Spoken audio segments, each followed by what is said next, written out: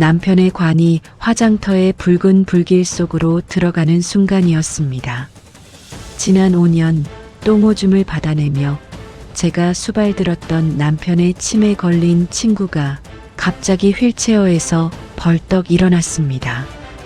그는 뻣뻣하게 굳은 제 어깨를 잡으며 비릿하게 웃더군요. 이제야 내 집에서 나갈 수 있겠군. 이 도둑놈의 마누라야. 도대체 이게 무슨 소리일까요?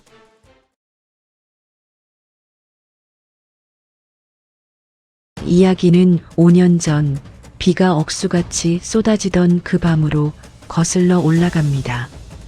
평온했던 제 노후가 박살난 건 그때부터였습니다. 남편은 뇌졸중 후유증으로 거동조차 못하는 친구 최 씨를 덜컥 집으로 데려왔습니다. 제가 반대할 틈도 없었습니다.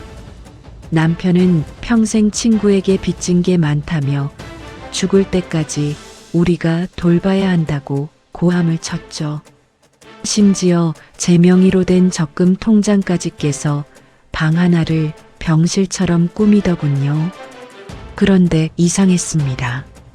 멍하니 허공만 보던 최 씨가 남편이 없을 때면 소름 끼칠 정도로 차가운 눈빛으로 저를 쏘아보곤 했으니까요.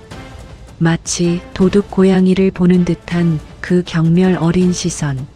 그때 알아차려야 했습니다. 기묘한 동거가 시작되었습니다. 밥을 지어 먹이고 기저귀를 가는 건 오롯이 제 몫이었습니다. 그런데 최 씨는 유독 남편에게만 가혹했습니다.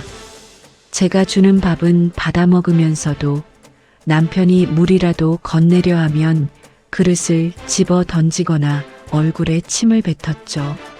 상식적으로 화를 내야 마땅한 상황인데 남편은 화는커녕 미안하다, 면목 없다며 쩔쩔매는 겁니다. 마치 죄인처럼요. 의구심은 밤마다 깊어졌습니다. 모두가 잠든 새벽 안방에서 남편의 은밀한 통화 소리가 들려왔습니다. 조금만 기다려주게. 거의 다 되었네.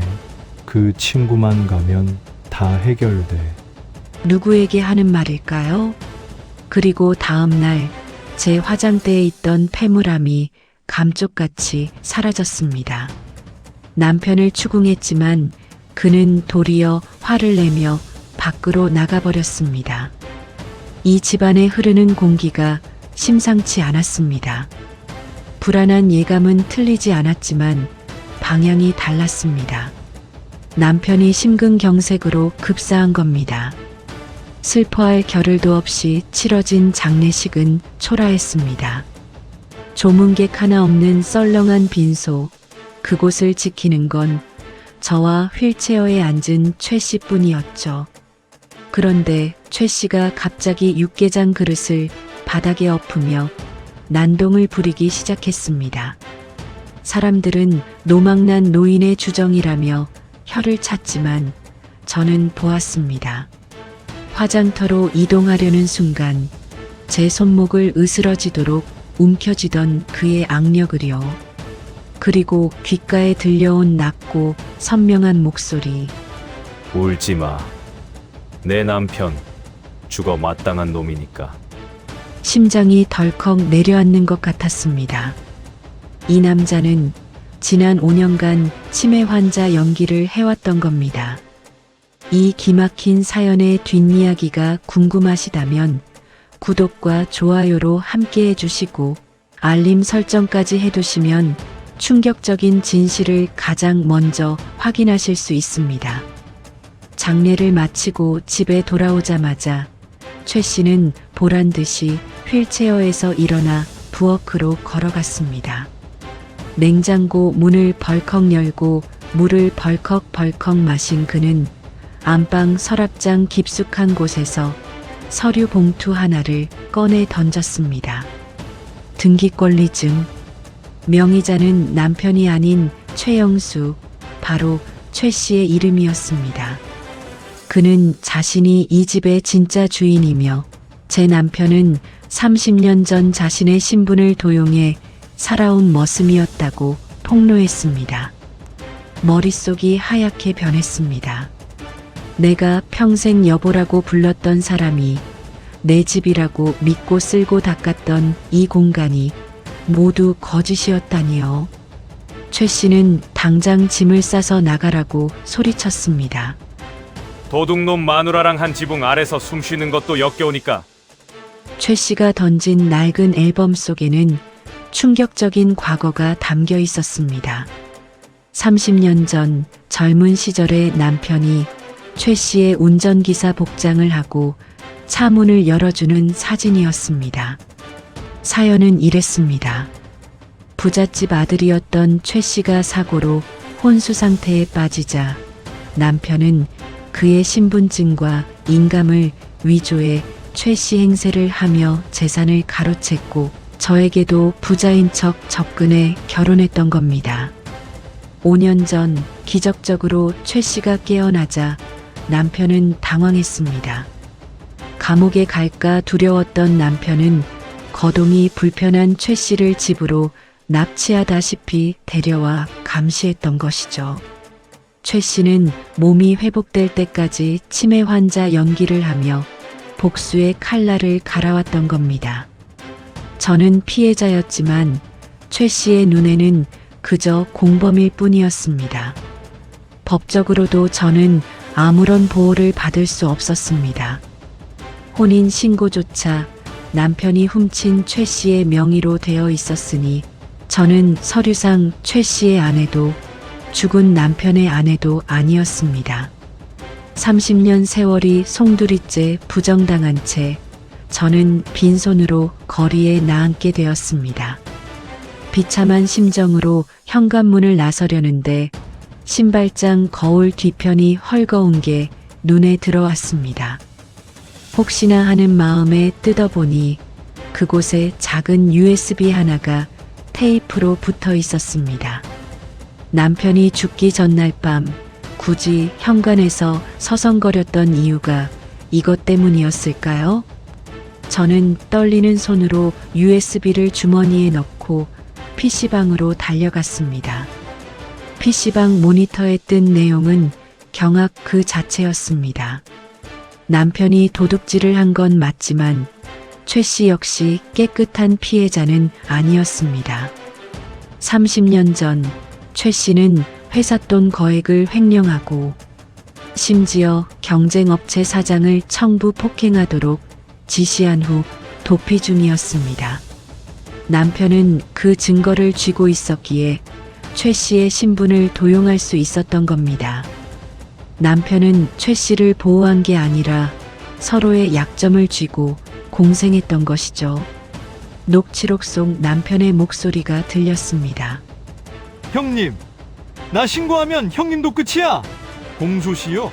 형님 도망 다닌 기간은 계산 안 하는 줄 알아? 죽은 남편이 제게 남긴 마지막 보험이자 최 씨를 향한 역공의 칼자루였습니다. 저는 마트에서 장을 봐서 다시 집으로 돌아갔습니다. 도어락 비밀번호를 바꿨던 최 씨가 인터폰 화면 속 저를 보고 비웃더군요. 하지만 제가 보여준 USB를 보자마자 문을 열 수밖에 없었습니다. 저는 아무 일 없었다는 듯 부엌으로 들어가 된장찌개를 끓이고 저녁상을 차렸습니다. 당황해 서 있는 최 씨 앞에 녹취록 사본과 경찰서 민원실 번호가 적힌 쪽지를 내려놓았죠. 밥 드세요, 최 회장님. 신고 들어가면 당신도 감옥에서 여생 마칠 텐데 나랑 계산 다시 합시다. 숟가락을 든 제 손은 더 이상 떨리지 않았습니다. 쫓겨난 안주인이 아닌 대등한 협상가로서의 식사였습니다. 그날부터 불편한 동거가 시작되었습니다. 집을 팔아 반씩 나누자는 제 제안에 최 씨는 펄쩍 뛰었지만 경찰서에 가겠다는 말에는 꼬리를 내렸습니다. 밤마다 우리는 각자의 방문을 걸어 잠그고 대치했습니다. 그러던 어느 새벽 거실에서 흐느끼는 소리가 들렸습니다. 나가보니 최 씨가 남편의 영정 사진 앞에서 오열하고 있더군요. 이 나쁜 새끼야. 그래도 너랑 나랑 친구였는데 어쩌다 이렇게 됐냐. 그 역시 믿었던 부하이자 친구에게 배신당하고 5년간 감금당했던 외로운 노인이었습니다. 저 또한 남편에게 속아 평생을 바쳤으니 우리는 어쩌면 가해자와 피해자가 뒤섞인 같은 처지의 희생양이었는지도 모릅니다. 결국 우리는 집을 매각했습니다. 돈은 정확히 절반씩 나누었죠. 최 씨는 시설 좋은 실버타운으로, 저는 작은 전셋집으로 거처를 정했습니다. 이삿짐이 다 빠지고 텅 빈 집, 마지막으로 현관을 나서는데 최 씨가 저를 불렀습니다. 여보게, 그동안 고생 많았네. 미안했어. 처음으로 듣는 그의 따뜻한 말이었습니다. 저는 말없이 고개를 끄덕이고 돌아섰습니다. 남편의 가짜 인생에 휘둘린 30년, 그리고 지옥 같았던 5년. 이제야 비로소 누구의 아내도 누구의 간병인도 아닌 온전한 나로서의 삶이 시작되는 순간이었습니다. 노을진 골목길을 걸어가는 제 발걸음은 그 어느 때보다 가벼웠습니다.